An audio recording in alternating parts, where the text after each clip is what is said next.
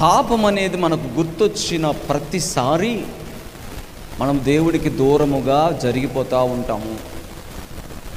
పాపము మన మనస్సులో గుర్తొచ్చిన ప్రతిసారి ప్రార్థనకు దూరముగా వెళ్ళిపోతుంటాము, మందిరానికి దూరంగా వెళ్ళిపోతుంటాము, వాక్యం వినాలంటే భయం వేస్తుంటుంది.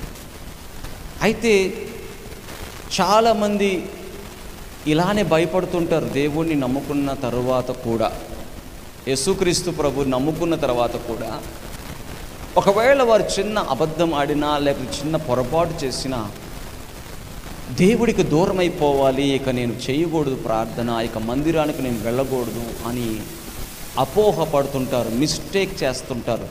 ఇక్కడ రాయబడిన మాట చదవండి బాగా.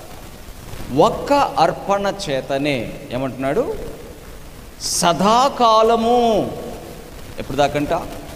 సదాకాలము సంపూర్ణులుగా చేసి ఉన్నాడు. అంటే ఇప్పుడు నీ క్రియల వలన సంపూర్ణులుగా అయ్యావా? నీ యొక్క భక్తి వలన సంపూర్ణుడిగా అయ్యావా?